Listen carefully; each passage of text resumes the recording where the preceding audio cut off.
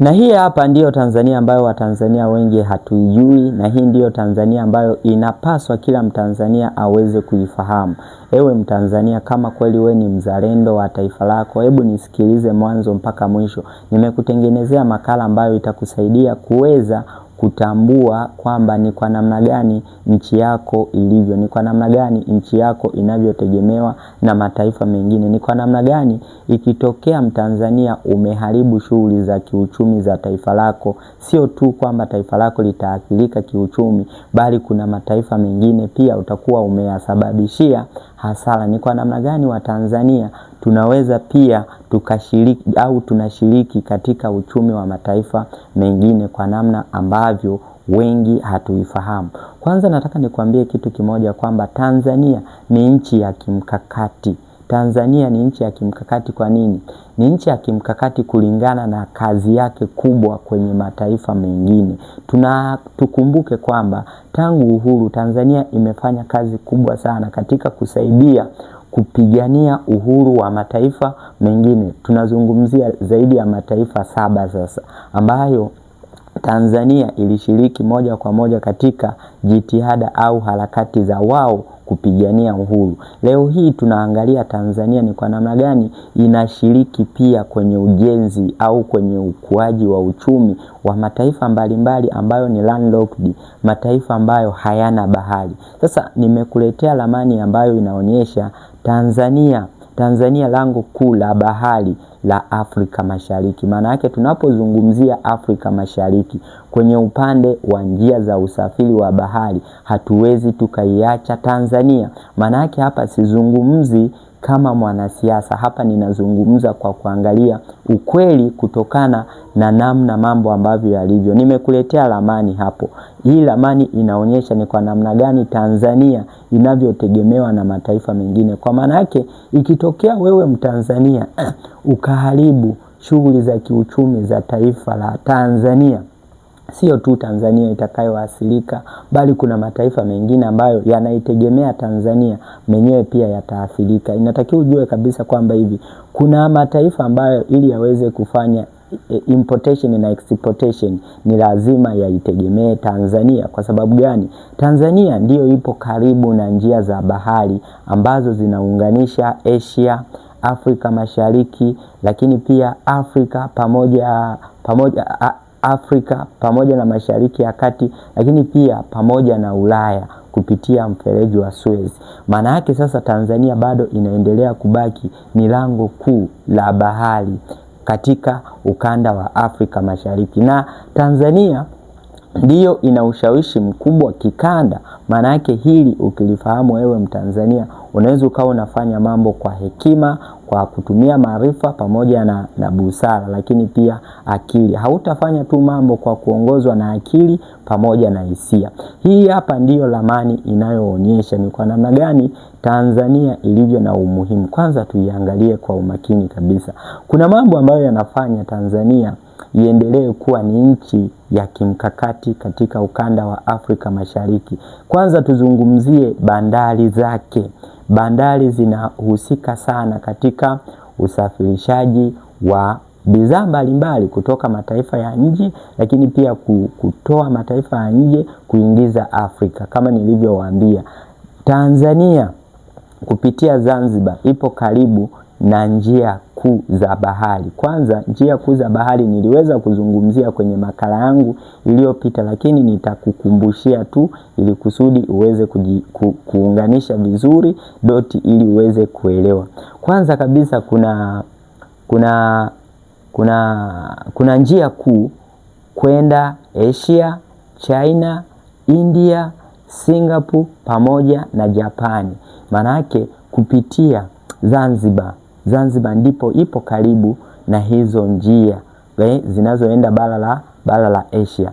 Lakini pia kuna njia kuu za kwenda Mashariki ya Kati ambapo kutakuwa na Ghuba ya Uajemi pamoja na Saudi Arabia.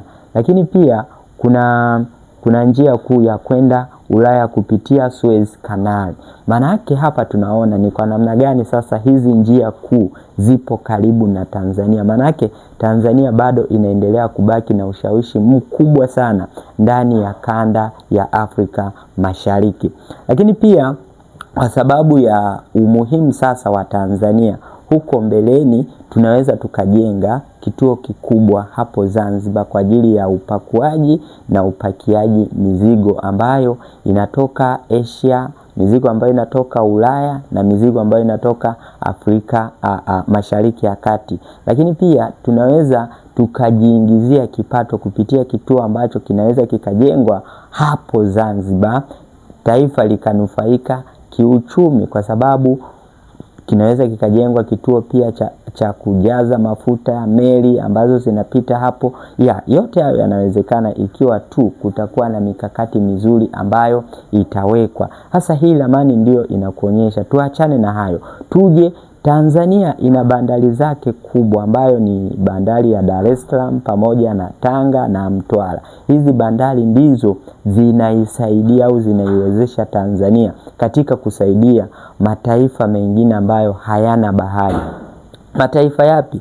Ni kama Msumbiji, Mozambiki, lakini pia kuna Malawi, kuna Zambia, kuna DRC Congo, kuna Rwanda na Uganda. Maana yake haya mataifa yote yanaitegemea Tanzania katika kuendesha uchumi wa mataifa hayo. Maana yake kinachotakiwa ni wewe Mtanzania kuweza kuelewa, na hapa kinachotafutwa zaidi huwezi ukaelewa, ila nataka tu nikukumbushe kitu kimoja kwamba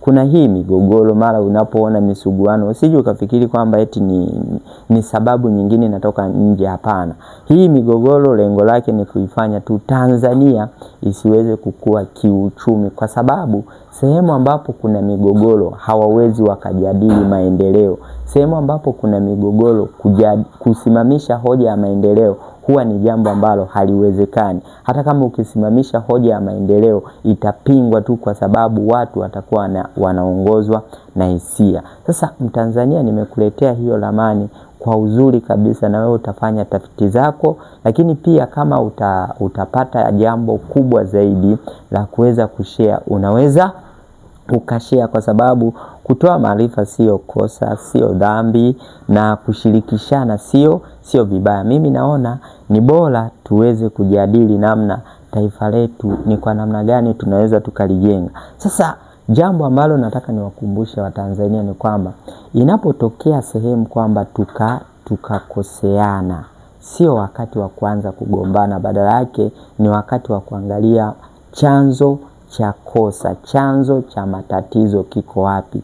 Baada ya kuangalia chanzo cha matatizo, hapo ndipo tunaanza kutatua kuanzia kwenye chanzo. Siku zote nimekuwa nikisema kwamba ukitaka kutatua tatizo ni lazima uangalie tatizo limeanzia wapi, usiangalie tatizo lenyewe. Shida inakuja Watanzania tulio wengi tunaangalia matatizo, hatuangalii vyanzo vya matatizo yetu vimetokana na nini. Laiti kama tungekuwa tunaangalia vyanzo husika vya matatizo, hapo matatizo mengi sana tungekuwa tunayasolve sisi wenyewe na yanaisha vizuri kabisa.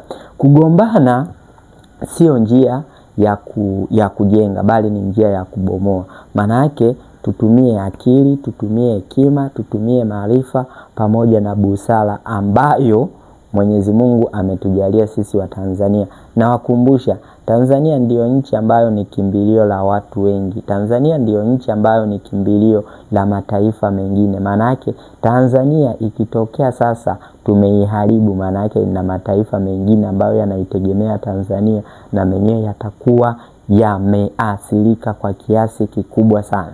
Kijana wa vitendo, ninawakumbusha kuwa inabidi tuchukue elimu tujifunze, lakini pia tuiweke katika utekelezaji. Tusije tu tukaishia kujifunza tukaacha kuingiza elimu kwenye vitendo, kwa sababu ninaamini kabisa kwamba elimu ni bora, lakini vitendo ni bora zaidi. Maana yake unaweza ukawa na elimu kubwa sana, lakini usipochukua vitendo utaendelea kubaki kama vile ulivyo. Jambo la kuwakumbusha kabisa Watanzania kwamba Tanzania itajengwa na kulindwa na Watanzania. Mungu ameshaibariki Tanzania, ina rasilimali nyingi, ina ardhi kubwa yenye rutuba. Tunapozungumzia ukubwa wa Tanzania tunazungumzia square kilometer 947,300. Maana yake ni square kilometer nyingi sana, na ukiangalia population ya Watanzania ni milioni 70. Maana yake ni eneo kubwa sana, ni eneo zuri. Maana yake tunachotakiwa kujadili ni kwa namna gani tunaweza tukajenga taifa letu likakuwa kiuchumi kwa kasi. Nimewaonyesha hapa. Maana yake kinachotakiwa ni wewe kuweza kuamua. Usije ukafanya maamuzi kwa kusikiliza watu ambao wanasimama na hoja za kisiasa.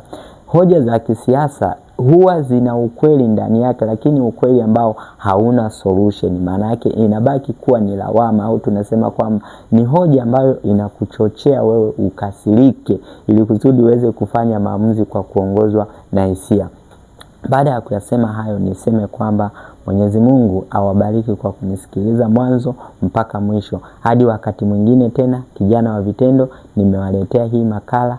Fanya utafiti, jifunze, kisha na wewe washirikishe wenzako ambao unahisi kwamba hivi hawafahamu kuhusiana na umuhimu wa Tanzania. Tanzania is an unforgettable land.